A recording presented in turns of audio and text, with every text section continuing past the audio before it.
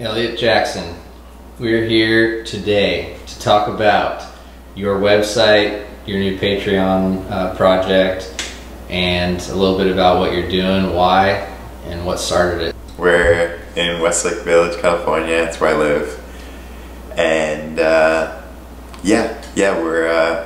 I'll be riding. I'll be doing World Cup stats. I've got my Patreon page, and it's been awesome. So I'm excited to talk about everything. Cool. So for, I guess, maybe those who are unaware, you have been riding and racing for Giant for a number of years now. Before that, came from a moto background and transferred into the downhill world. You're not going to be racing so much and doing the World Cup, I guess, between the tape, but you're going to be still focusing on the World Cup stats page pretty heavily. Yeah. So last year I kind of had a bit of a reduced schedule. I just did kind of Crankworks, I did Mount St. Anne and National Champs, and did a lot of like video content and stuff like that, and so I'll be doing the same this year. This year I'll be doing Crankworks and other related video content because for me, I really want to try to bridge that gap between like the racers and the fans. I think like you think of these World Cup racers as like almost untouchable, you know, like what do they do? Like I know they race and that's sick, but like what do they like to do? Like where are they from? Like what do they do on a daily basis? And even at the races, like, you know, it's kind of it feels like really disconnected. And so that's kind of my focus, is to kind of bring like a bit more humanality, I think, to content that I put out, because I feel like that's really important. And otherwise, yeah, like, you know, I started World Cup sets last year, and so you know, it was a project that I had this idea of like, you know, I knew I wanted to kind of take a little bit of a step back from World Cup racing, and after that, what did I want to do? Did I want to go back to school? Did I want to you know, did I want to maybe continue racing full-time at the World Cups, or like something else, you know, did I want to do something else entirely? And I've never really been that academic. You know, I love reading books and I love learning and I love all of that stuff, but a purely like school sense, that's not really my strong suit. And so I decided that instead of going to school, you know, what I wanted to do was be a data scientist, and I could just build a portfolio. You know, I think like programming and things like that are similar to sports in that, you know, if I go out and win a World Cup, there's no way that I'm not going to get on a team. And so you have these like demonstrable abilities that you can show, and like it's really objective. And I think that programming is the same. So if I build a website that's really technically good and you know, shows off all of the skills that I would need to do and, you know, be employed by whoever I want, then that's another way to go about it. And I think for me it was like just a kind of a little adventure in like finding myself and like finding like what is the best way. Like I know I should go to school or whatever, but like maybe that's not the best for me. And so like what does that look like? And for me, I guess that looked like World Cup stats. Right on. Did you have any sort of like inspiration? Did you see something from another sports world that kind of was like clicked and that you said that'd be a good idea? Or were you just racing and you're like, man, I can't find any good information and I'm handy with the computer, I'm just going to build this on my own? Yeah, so in 2000s, you know, it's funny because like I had always toyed around with the idea.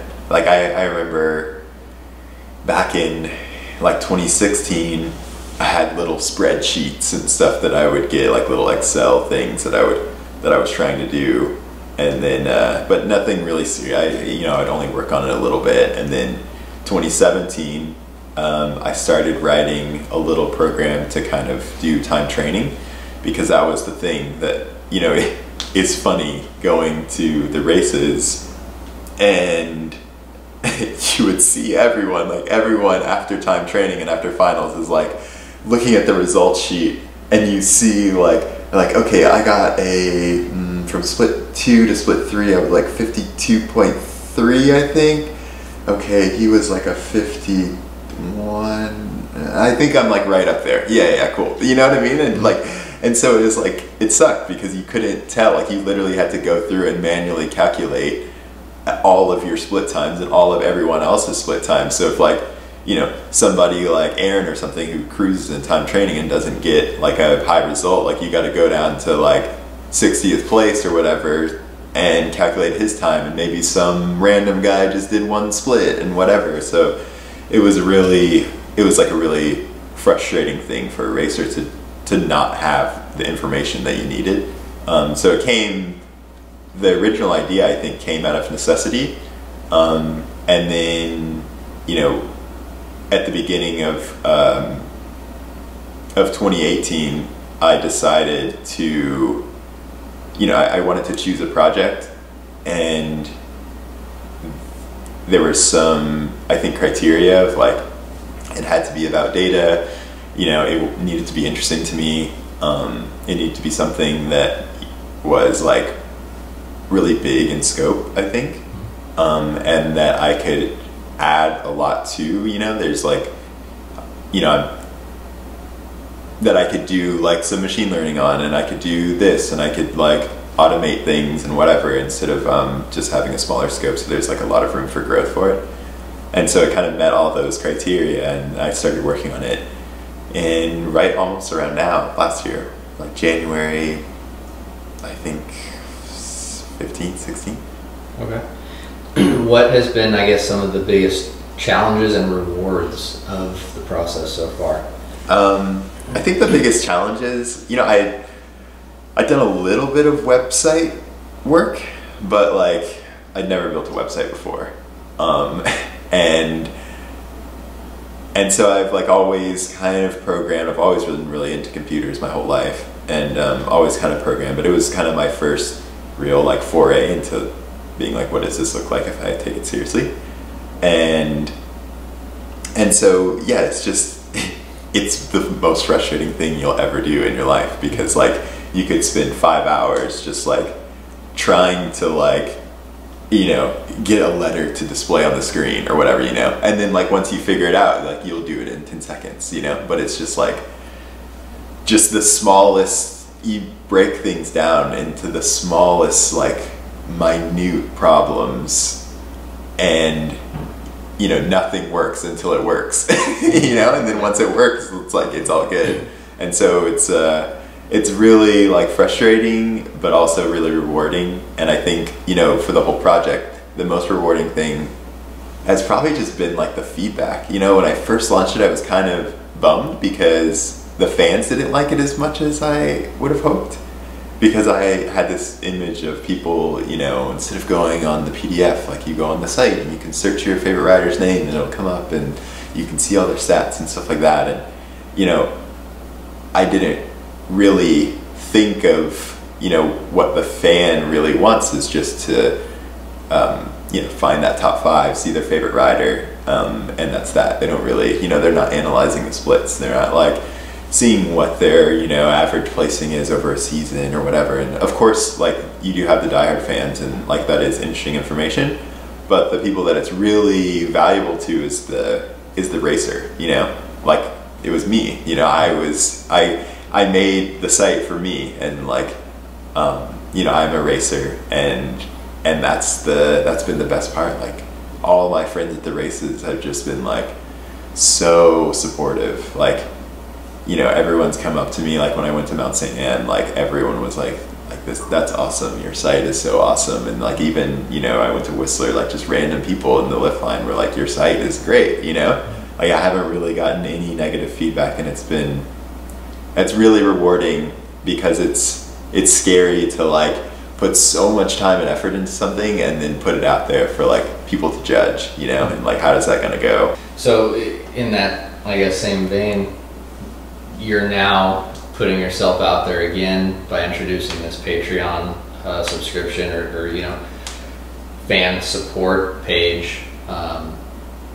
How did you decide to do that? Why was that a necessity?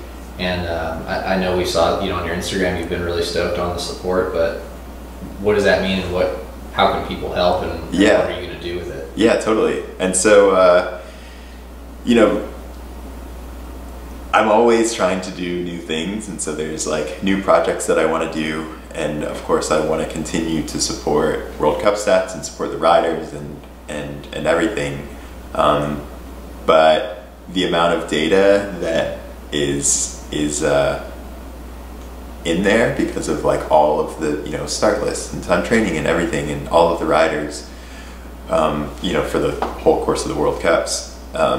There's a lot of storage costs and the server costs. I don't want to like just do some little free hosting on my servers that makes it slow. So it's like a $50 a month thing, and you know, it was kind of I had to make the decision of like, do I like shut it down, or you know, because of course I don't like, I want to support the riders, but like, you know, to pay $600 a month to like for other people to do this is like, you know, a little out of my price range. And so I was like, you know what, why don't I just see how people react to this, you know? Like, it was really like, I really like had that. It was like, do I shut it down, or do I like see if people think it's valuable? And you know, like you said, it's even more scary to really say like, how valuable do you think this is, you know, in like from a monetary standpoint.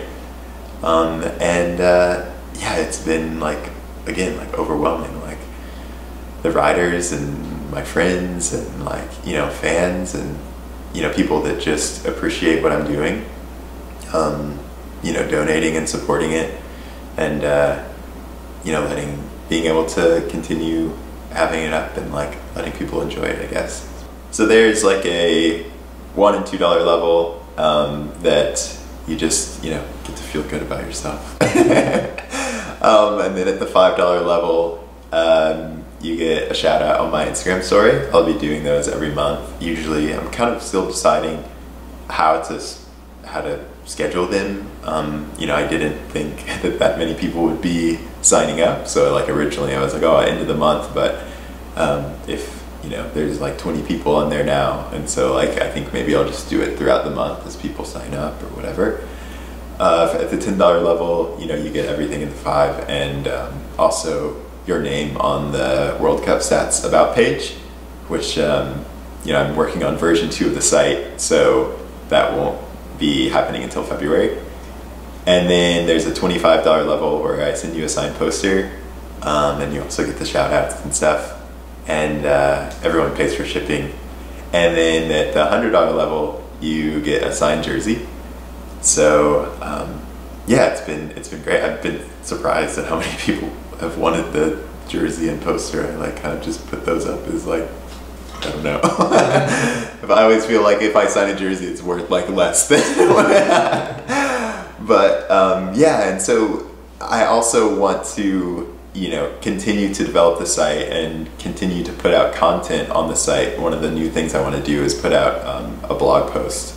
That was my $100. If I made $100 a month, I wanted to put out a blog post every month for, you know, does time training matter? Like, what, you know, how do people do in the rain? Or like, what's the most predictive split for a win or something like that? And so just these little insights that I think I have, I think most people would say like, oh, what's the best bike or the best wheel size? But I think for the riders and you want actionable insight, you know, I can't, if 29ers are the best and, you know, I'm either already on a 29er or I don't have access to a 29er, it doesn't really help me too much. And so that's good. And then, you know, throughout the year, I want to continue to build on the site. Like I'm finally have a mobile version, and I am putting out like a live, so you'll be able to watch Red Bull TV live and like have live timing underneath it, which will be really cool. So there's a lot of new stuff coming, and that'll come in February. And yeah, I think people will be really, really stoked on it.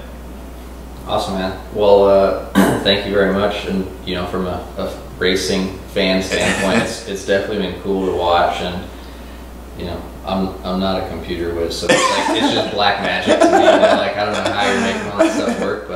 I'm sure there's plenty of people that would appreciate it, and it's good to see that they're supporting you, and hopefully we can get some more people doing it. Yeah, hell yeah. Thank you so much. Thank you, everyone. Awesome. Thanks, dude.